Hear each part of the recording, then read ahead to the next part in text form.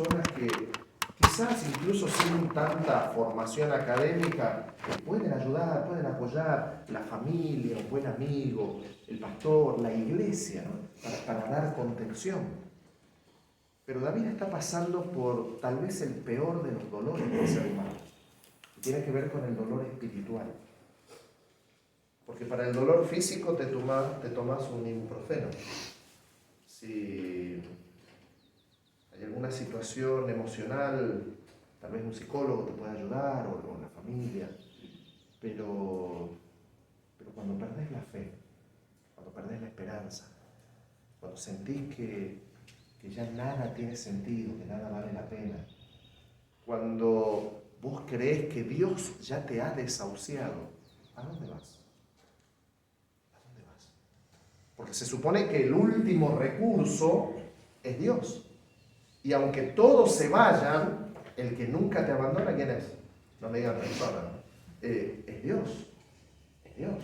O sea, Dios es el que siempre está. Dios es el que siempre escucha, el que siempre atiende, el que se preocupa por nosotros. Aunque quizás no haya otro que se interese. Aunque una madre se olvide de un hijo, yo nunca me olvidaré de ti, dice el Señor.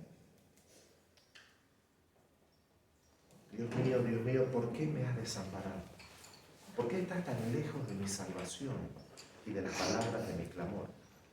Cuando Él dice poéticamente lejos de mi salvación, está evidenciando que se siente perdido, se siente sin esperanza, desahuciado por Dios. Versículo 2, ¿quién lo quiere leer? Dios mío, clamo de día y no responde. De noche y no hay para mí descanso. Muy bien. Fíjense qué tremendo. Acá la crisis que está pasando David es realmente fuerte. Clamo de día y no respondes. Y de noche no hay reposo, no puede dormir. Y acá, hermano, yo te pregunto, ¿cuándo fue la última vez que pasaste una noche sin dormir en oración? En oración, clamando a Dios, pidiendo su intervención desesperadamente. A ver, se me ocurre, tal vez en un hospital, junto a la cama de un ser querido, clamando desesperadamente: Señor, manifestate, Señor, hace un milagro, Señor, te prometo que... Esto para que logremos dimensionar o intentar al menos lo que estaba viviendo David. No se aclara puntualmente cuál era el problema, pero no dormía, de día oraba, se sentía perdido, sentía que Dios lo había abandonado. Está desesperado. David tocó fondo. Y entonces David tiene la tentación de recordarle a Dios quién es Dios y qué es lo que se espera que él haga, ¿no? Versículo 4 y 5, ¿quién quiere leer? El 3 lo leyó la hermana. No leyó el... Bueno, leamos el 3 para redondear la idea anterior y pasamos luego al 4 y al 5. El 3. Bueno, cerremos acá el 3 y ahí pasamos al 4 y 5. Pero tú eres santo, tú que habitas entre las alabanzas de Israel. Bien. 4 y 5. En ti esperaron nuestros padres, esperaron y tú los libraste. Clamaron a ti y fueron librados. Confiaron en ti y no fueron avergonzados.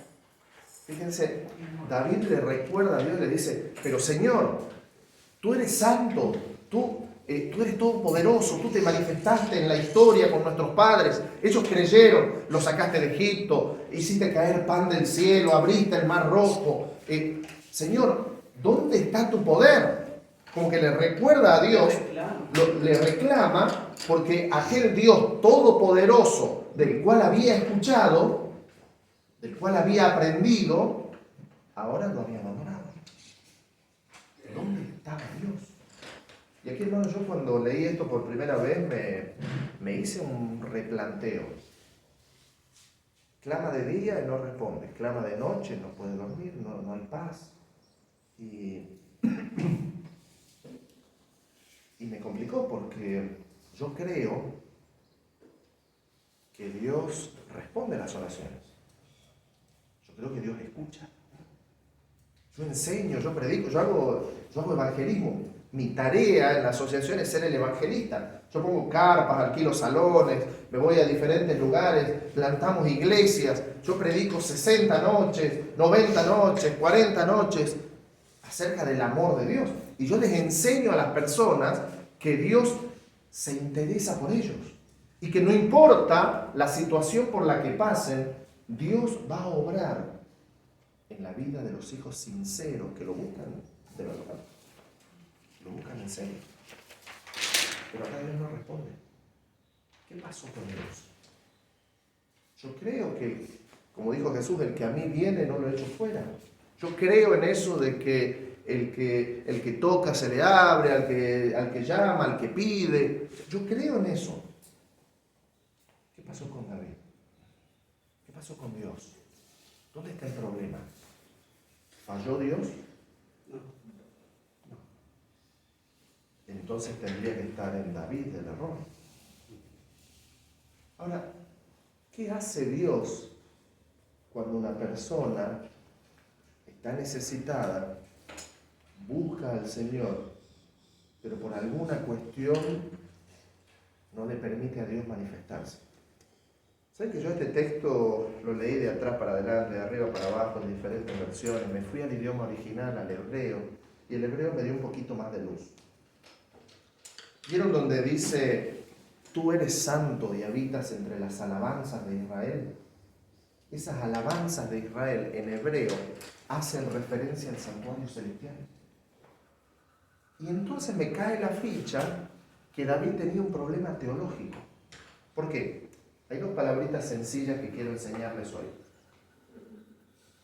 La palabra trascendencia y la palabra inmanencia. ¿Qué es trascendencia? Bueno, la trascendencia, que es más común, la usamos más, tiene que ver con algo que está más allá de nosotros, que es más grande, que es superior, que es supremo, lejano, distante.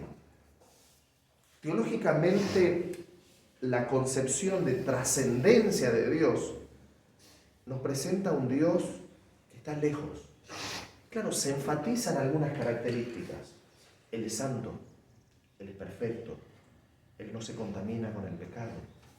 Ese Dios que está allá lejos. La inmanencia es el concepto opuesto.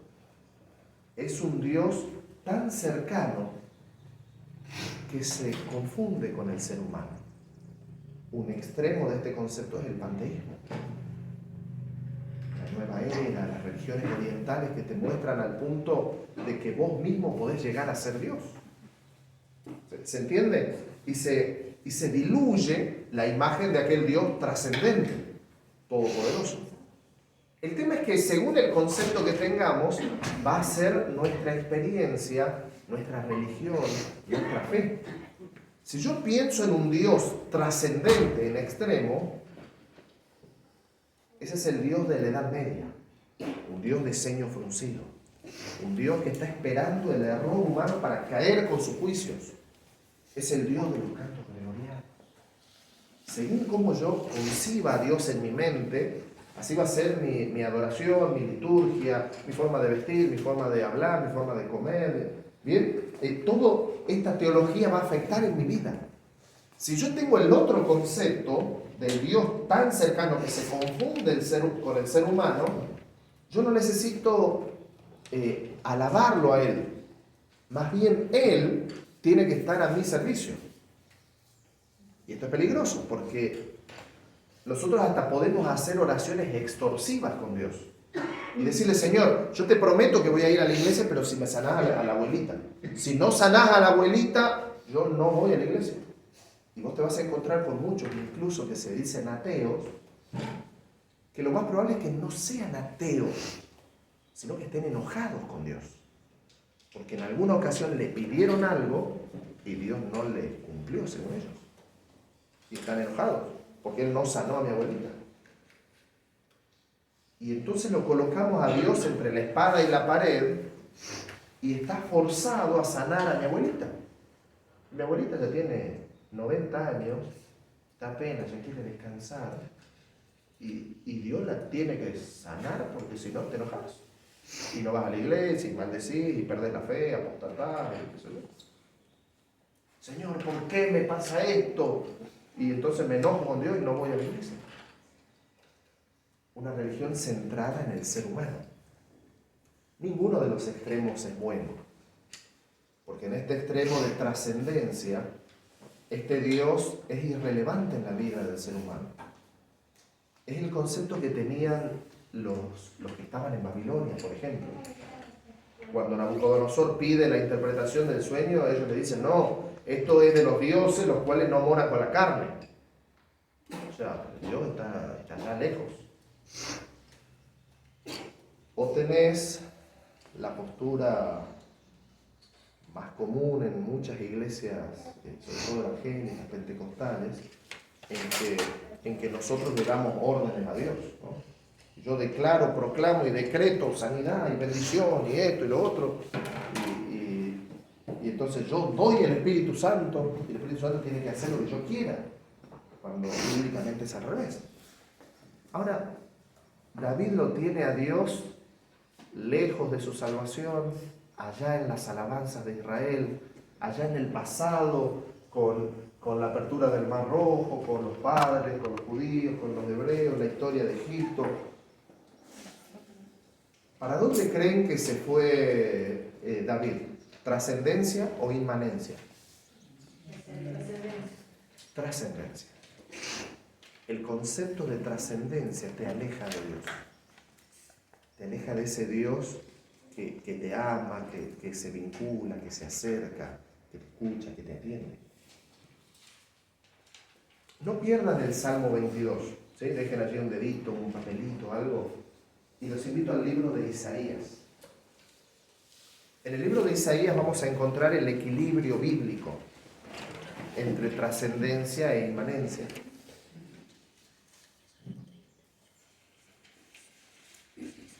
En el capítulo 57, en el versículo 15, Isaías 57, 15. ¿Quién se anima a leer? Isaías 57, 15. Por favor.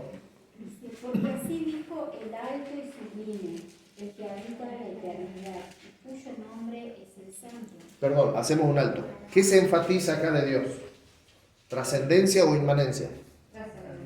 La trascendencia. ¿Vamos bien? ¿Se entiende el concepto que quiero compartir? ¿Sí? Es necesario tener claro quién es Dios.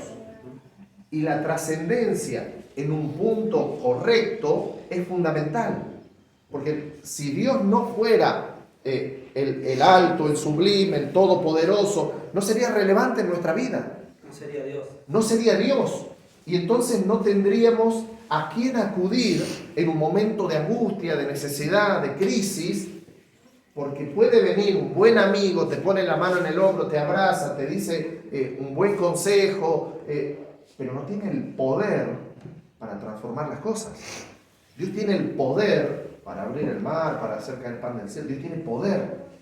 Por eso es necesaria la trascendencia hasta un límite.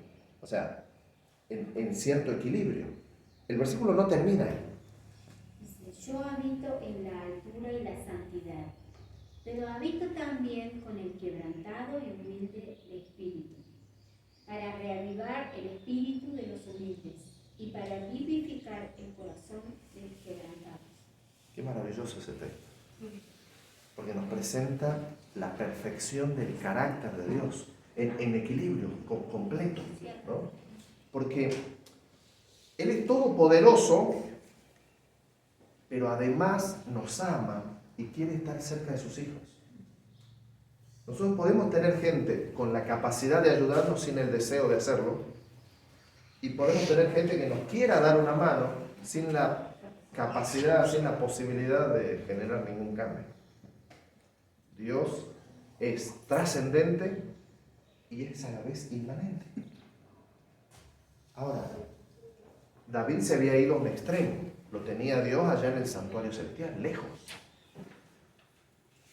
Cuando se enfatiza eso, uno se distancia de Dios. ¿Qué hace Dios para mostrarle a sus hijos que no es solo eso, que no es solo alto y sublime?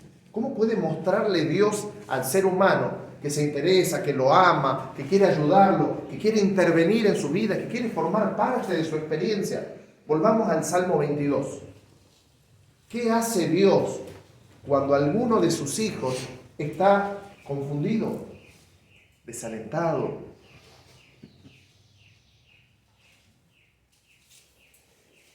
Volvemos al Salmo 22. ¿Lo tienen? Sí. Versículo 8. ¿Quién lo lee? Lo leo. Por favor. Se encomendó a Jehová, líbrelo él, sálvelo, puesto que en él se complacía. Versículo 9. Vamos a leer acá varios. Por favor, sigue. Pero tú eres el que me sacó del vientre, el que me hizo estar confiado desde que estaba en el regazo de mi madre. Versículo 13. Por favor. A ti fui encomendado antes de nacer. Desde el vientre de mi madre, tú eres mi Dios. Muy bien. Versículo 17. 13, el que leímos. No. Abrieron sobre mí su boca como león rapaz y rugiente. Yo tengo otra numeración acá en el texto, es otra versión. Versículo 17, a ver. Contar puedo todos mis No, huesos. vamos con el 16 entonces. Bueno, perros me han Ahí está, rodeado. bien. ¿Ese está bien? Sí. Me ha cercado una banda de malignos. Desgarraron mis manos y mis pies. Fíjense qué interesante. Me ha acercado una manga de malignos, ¿no? Está rodeado de malhechores. Decía también de las manos y los pies, ¿qué cosa? Desgarraron mis manos y mis pies. ¿Alguien tiene otra versión que diga otra cosa? Horadar. ¿Qué significa horadar? Traspasar, perforar, agujerear. Atravesados. ¿Cómo dice ahí? Y si una pandilla de malvados me acorralan, han atravesado mis manos y mis pies. Atravesaron mis manos y mis pies. El siguiente. Puedo contar todos mis huesos mientras que me miran y observan. Siguiente. Partieron mis vestidos entre sí y sobre mi túnica echaron suerte. Fíjense qué interesante. Esto le pasó a David, rodeado de malignos, manos perforadas, pies perforados. No le quebraron ningún hueso y que rompieron las túnicas y las sortearon. ¿Eso le pasó a David? ¿A quién le pasó eso? Jesús. Yo no sé si David tuvo un sueño, yo no sé si fue una visión, la Biblia no lo dice. Pero Dios le muestra a David las escenas finales de la vida de Cristo. Y él puede verlo en la cruz, rodeado de malhechores, ve las manos perforadas. De paso, es una profecía mesiánica. Por ejemplo, que al Señor no se le iba a fracturar ningún hueso. Y aquel viernes de tarde, fíjense la locura, ¿no?, del fariseo, del legalista. Cuando crucificaban a alguien, no podía estar crucificado durante el sábado, porque el sábado es un día de fiesta, un día espiritual. Entonces lo que hacían para poder ir a guardar el sábado tranquilos en familia, le quebraban las piernas para acelerar la muerte. Entonces con una especie de masa, de martillo gigante, le fracturaban el fémur con la intención de que alguna astilla cortara la arteria femoral y en cuestión de minutos falleciera. Y entonces sí, juntos podrían cantar Señor reposamos y todo lo que cantamos para recibir el sábado. Cuando fueron a quebrarle las piernas a Jesús, Jesús ya había muerto. ¿Y cómo lo constataron? ¿Se acuerdan? La lanza en el costado, del cual salió un coágulo de sangre y suero. Jesús ya había muerto. Esta era una profecía. Pero yo quiero que entendamos la estrategia pedagógica de Dios. David se sentía abandonado, se sentía perdido, no encontraba respuesta, pero claro, porque lo tenía a Dios lejos. Y ahora Dios se le acerca a través de este sueño, una visión, no sé, y le muestra que Dios no se olvidó de él, que Dios no lo desechó, que él no está perdido, que Dios no descarta al ser humano, sino que el Todopoderoso se hizo hombre y habitó entre nosotros. Porque no solo vive en la inmensidad, allá del infinito, en el trono celestial, en el santuario de los cielos, sino que también habita ¿con quién? Con el humilde y quebrantado de espíritu, para vivificarlo, para darle nueva vida. Y entonces David, cuando ve esto, entiende. Versículo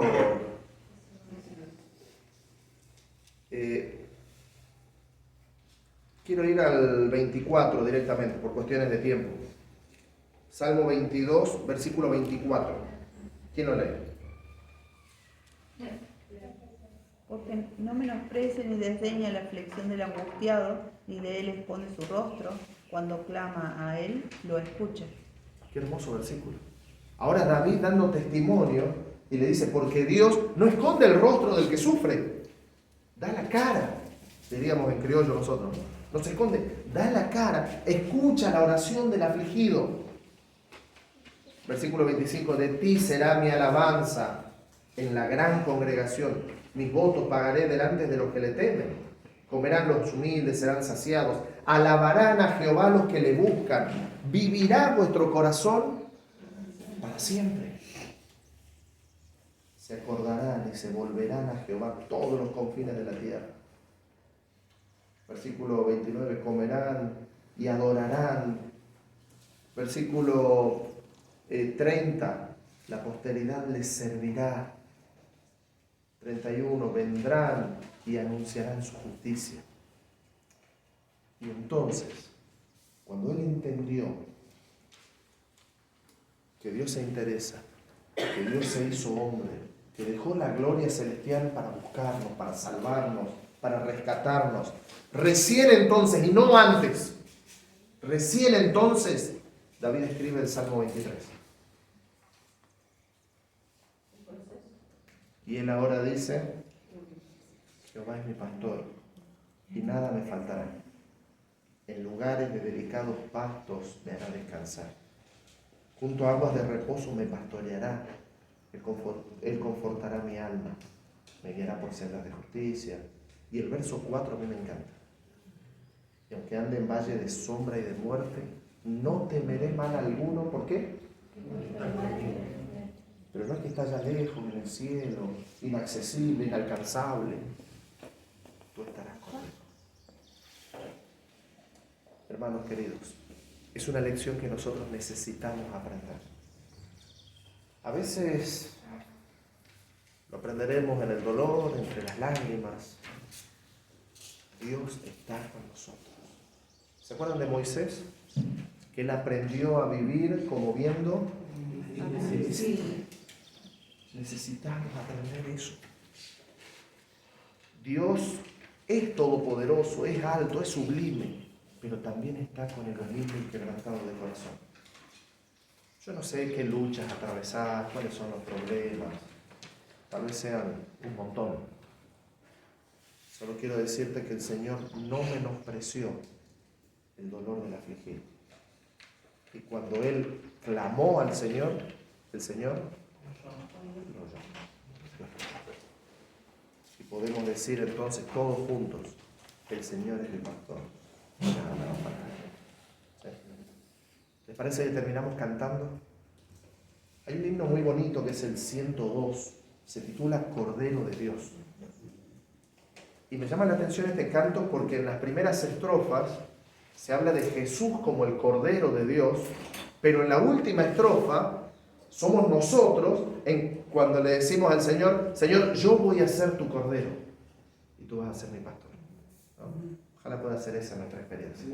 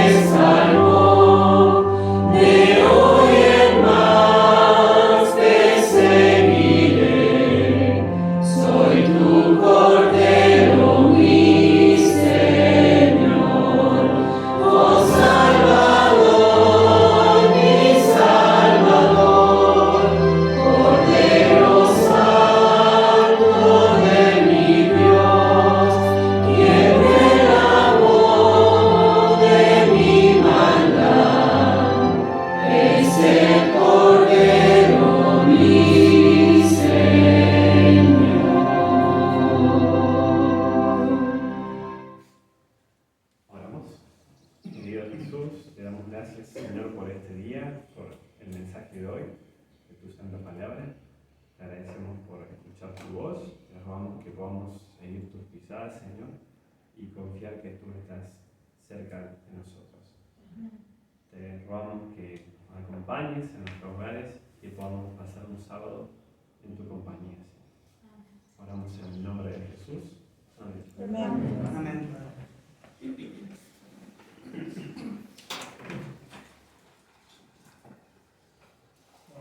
Amén.